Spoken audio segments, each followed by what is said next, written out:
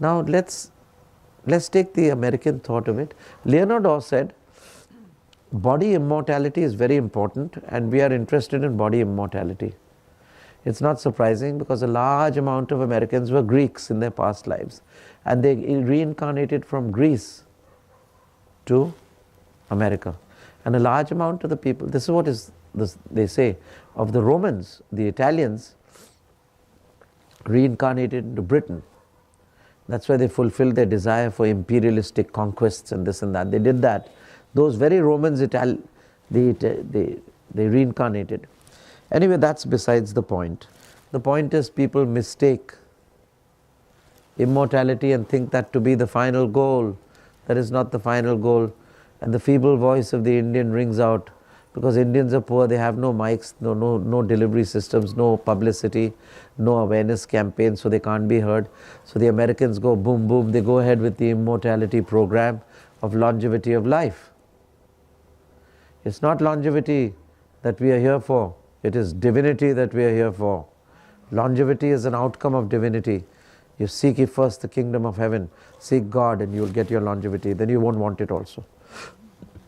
But putting all this aside, this was Gurunath's unasked for opinion.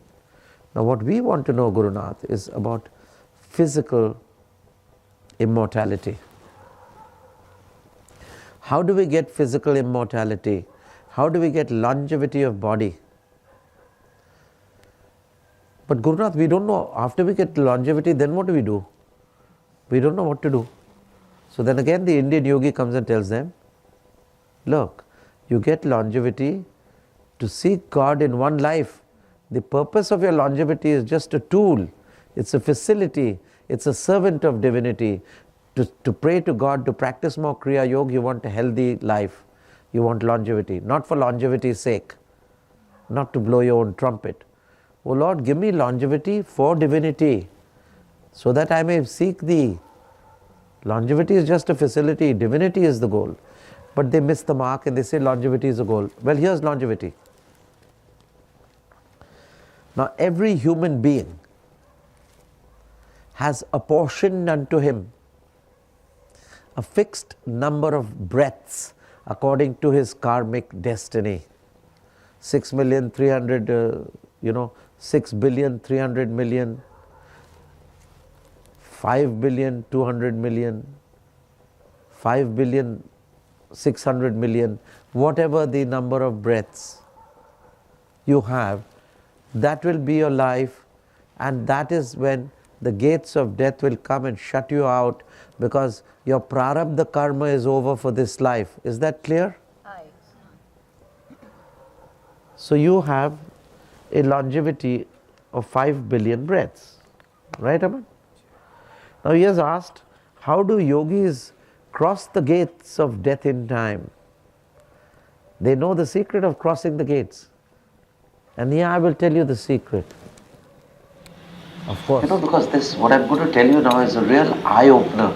And you say, my God, is it so easy? Is it possible? But it is like that. Okay, now the question,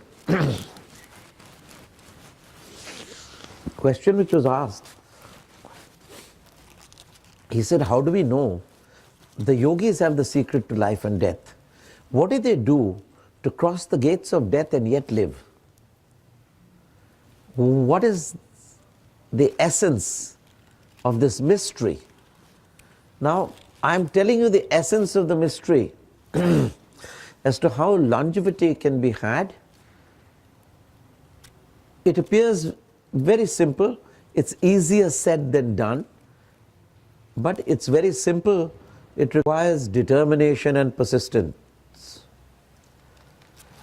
Now, each one of us is apportioned with a certain amount of breaths.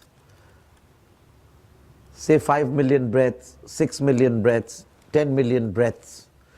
After those, within those breaths are contained the unresolved forces of our soul, which we call our prarabdha karma.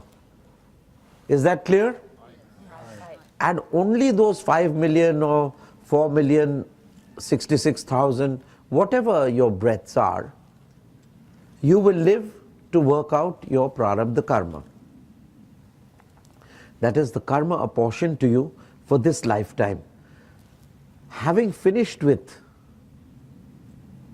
which, you then depart to the subtler regions, casting off your physical body, which makes you a mortal, which makes you live a normal life of 70, 80, 90 years, whatever was destined to you. Now what happens is when you practice the Kriya Yoga, you are apportioned, say 5 million breaths. Normally we breathe 21,600 breaths every day in 24 hours. So a normal human being who is breathing 21,600 breaths will live a life, say, these are all examples, I'm not being perfect in the numbers, say live at 80 years or 75 years. Now what happens when a person does Kriya Yoga? He lengthens each breath. So when a normal person takes 21,600 breaths, a yogi who is doing Kriya Yoga may take only 9,000 breaths. Do you understand? Aye. So now he has a great backlog, and in those 9,000 breaths, his karma is burnt very, very fast.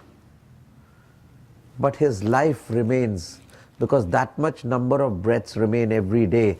If it's 21,600 breaths and he takes about 10,000 breaths, so 11,600 breaths he carries to the next day.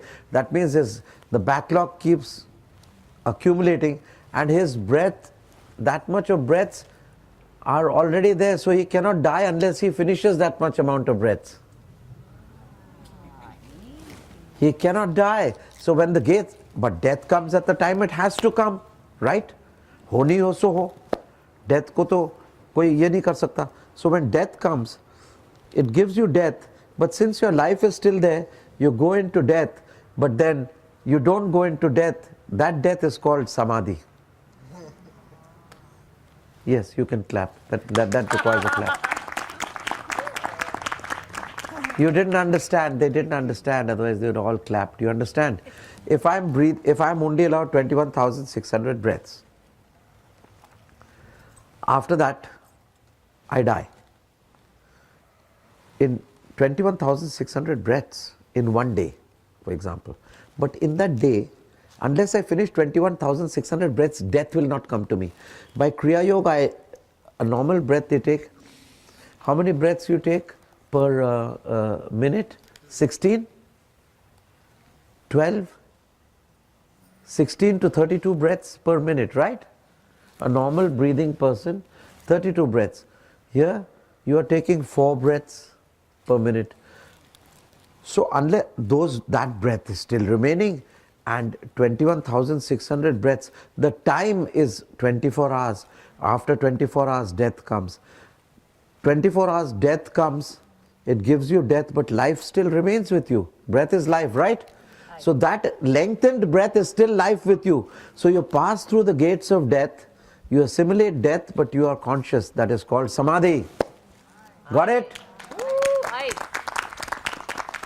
That's why you should do Kriya Yoga.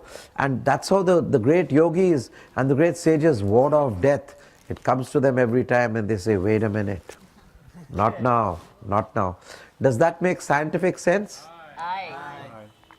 So, suppose you had, in 24 hours, death was going to come to you. You had to finish that prarabdha karma. Now it's karma and death. You have to finish that karma of that much breath.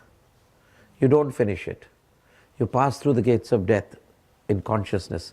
So conscious death is samadhi. Conscious sleep is samadhi. You go into samadhi. When death comes, others die and they cast their bodies, but you go into samadhi because you still have life left in you. Because you have lived 10,000 breaths, where you were supposed to have lived in 24 hours, 21,600 breaths. You are only living 10,000 breaths. So you still have, at the end of the day of 24 hours, you still have 11,600 breaths. So death comes at that particular time. You still have breath, so you conquer death and you pass the other side. Now the question is, how do you pass? You pass in a state of samadhi.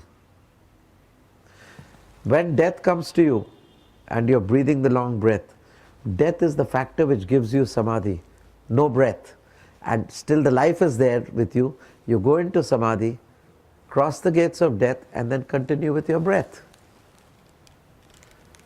Yes? Any questions? I have two questions. The first one is, so when Markandeya is on the Shivling, is he at that moment, because he's crying out to Shiva, but is he basically breathing an exceptional, extraordinary duration of Kriya Yoga, and that's really what the soul cry is for Markandeya? Is this just... Well, in Markandeya's case, what comes to mind immediately, that he is not in a state of doing Kriya Yoga. He is not doing Kriya Yoga. He is already in Samadhi. He is already in Samadhi, means he has through prolonged Kriya Yoga accumulated that much life. If he has not, which appears as per the image, because then he would not need Lord Shiva. He by his own Kriya Yoga, death would pass him and he would go in Samadhi. But Lord Shiva came as a special boon. That means the life, the Samadhi of Lord Shiva was heavy upon him when death passed. Death is Kal. Shiva is Mahankal. Death is time. Shiva is the great beyond time. So Markandeya had crossed the space-time continuum and gone into the great beyond time. So he was faster than light, back to the future. Beautiful. Bravo. So my second question is, and even breathing normally, because the work you're doing on us is so significant, even in the satsang, especially in the satsang. Yes. Then is this breath, even just the normal breathing that we're having, is this demarcated, or does it change? Is the vitality or substance of it changed? If the Guru is the Satguru and if he is what you people see him as, then definitely he increases your quality of breath and prolongs your life, because he puts his pran, his life in your breath. That's why I say a satsang with the Guru is way more important than any Kriya meditation. When the Satguru is there, if he is not there, then you continue with your Kriya meditation. So this is the secret how they pass the gates of death in time, because they lengthen their breath. And by they lengthening their breath, they shorten time. They lengthen they lengthen their breath, and they overcome time.